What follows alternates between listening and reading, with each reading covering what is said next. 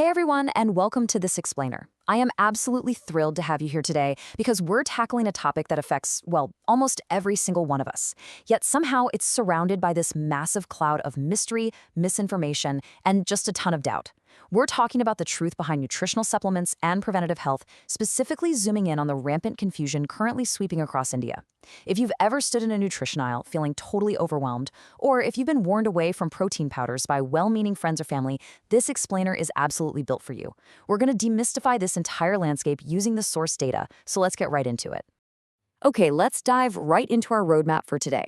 We're going to cover the supplement confusion, pharmaceuticals versus nutraceuticals, unmasking nutritional myths, medical and media bias, and finally, taking charge of your health.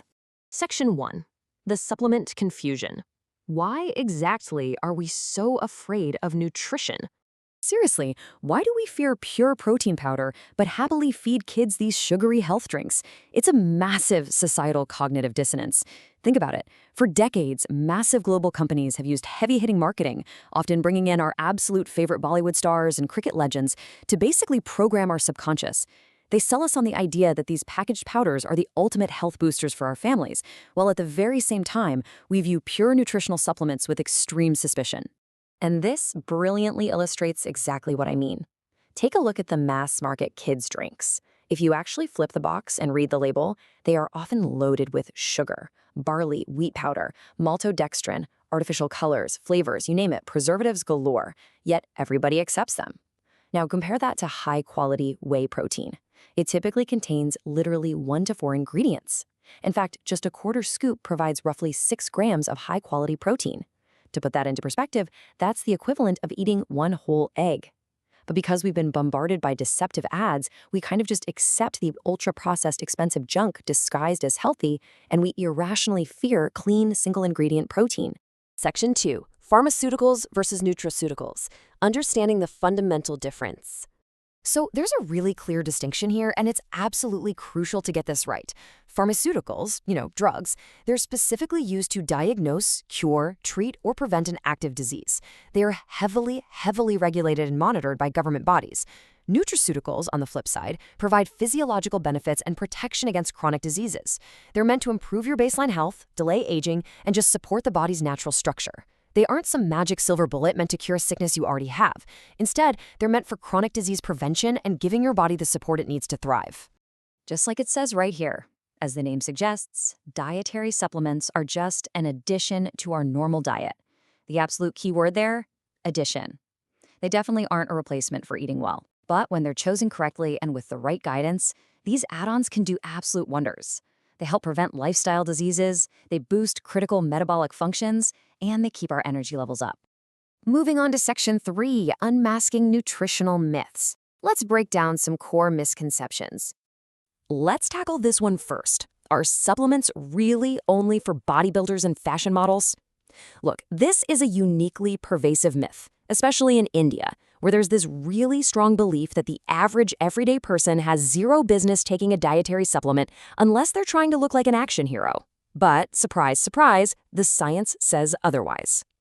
So who actually benefits? Well, yes, high-performing Olympic athletes use them, and they're completely legal and safe. But the benefits spread like wildfire way beyond the gym. Older adults need therapeutic support as they age. Younger kids require structural building blocks for growth and development. Patients recovering from injuries, accidents, or surgeries, they need protein to literally rebuild damaged tissue. Actually, scratch that. It's not just physical. Anyone needing to manufacture hormones, support enzymatic activities, and maintain their mental health benefits from proper nutrition and amino acids. It is absolutely not just for bodybuilders. Okay, here's another massive one. Don't we get all our vitamins and minerals just from our food? We've literally all heard this, right? The idea that simply eating a normal, home-cooked diet is entirely sufficient for optimum health. And hey, while that might have been true for our grandparents' generation, our modern world has changed incredibly fast. The reality is, even with a perfectly balanced diet, it's incredibly tough to get everything we need solely from our food today. Why? Well, it's kind of like a giant puzzle with missing pieces. Our soils are depleted and lack historical nutrient density. We're dealing with genetic alterations of traditional crops. Add in the nutrient degradation that happens during modern storage and transportation, things sitting on trucks for days, plus the massive increased nutritional demands our bodies face just from living in a highly stressed, toxic environment. Even our inherent ability to digest and absorb food is compromised by modern lifestyle factors. Because of all this, large-scale deficiencies in things like omega-3 fats, vitamin D, zinc, folate, and magnesium are now heavily documented by extensive government research. Section 4. Medical and Media Bias. Time to uncover the systemic issues. So, the crucial point here is, why wouldn't your regular, trusted doctor just prescribe these preventative supplements? First off, the curative focus. Our healthcare system is designed to treat sickness, not optimize prevention. We visit a doctor for a cure, not to learn how to avoid getting sick in the first place, right? Second, the training gap. Medical degrees are incredibly rigorous, no doubt about it, but they generally lack deep, specialized training in nutrition and exercise science. That's exactly why dietitians and nutritionists exist. And finally, time constraints. Overworked doctors simply lack the hours required to sit down and explain complex, individualized lifestyle changes to every patient. They are laser-focused on immediate curative relief, which is totally understandable, but it means you can't rely solely on them for your preventative nutrition strategy. And then, we have the media. Look, negativity and fear drive TV ratings, TRPs. When a rare, isolated incident happens, say a gym gets caught selling a fake, harmful product, the media sensationalizes it heavily. And truthfully, those crimes absolutely should be exposed. But by selectively ignoring the vast, peer-reviewed scientific evidence showing how millions of people benefit safely from genuine nutraceuticals, the media just causes the general public to panic and blindly abandon all health supplements out of pure fear. Furthermore, it's been widely reported globally that there is a nexus between the pharmaceutical industry, insurance companies, and hospitals. Impartially looking at the source material here, the entire healthcare system essentially thrives and profits on a curative approach to disease management. There is simply very little structural incentive or profit margin in promoting widespread preventative health and holistic supplementation. Preventative healthcare just isn't a financial priority for the establishment. Section 5. Taking charge of your health. Moving from a passive patient to an informed consumer. A really great concept to wrap our heads around is integrative or holistic healing. This involves preventative health practices that combine a natural diet, exercise, good sleep, meditative techniques, and specific high-quality nutritional supplements. True health requires consistency. It doesn't offer the instant curative results of popping a pharmaceutical pill. It's more like a multifaceted, lifelong approach to building a truly resilient body. So how do we actually pull this off? Here is your concrete game plan for becoming an informed consumer. Step 1. Do your own research using actual scientific and biomedical journals like NIH PubMed, The Lancet, or the BMJ, instead of just trusting whatever is on a TV ad. Step 2. Assess your personal needs.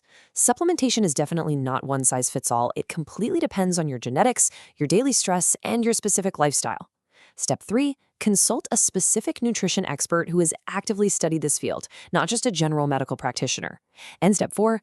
Always choose high-quality products from reputable manufacturers over cheap, mass-market brands that are just loaded with fillers. Now, what's really interesting about this is the profound simplicity of this quote right here. The best person who can take care of you is you. Realizing that you have to take responsibility for your own preventative health isn't a burden at all. It's actually the ultimate form of empowerment. Think about it. You cannot take care of others if you aren't doing well yourself. I want to leave you with this final, provocative thought. In the age of information, ignorance is kind of just a choice. Will you choose to rely on biased systems, deceptive marketing, and fear? Or will you intelligently research your own nutritional needs and take complete, undeniable responsibility for your health?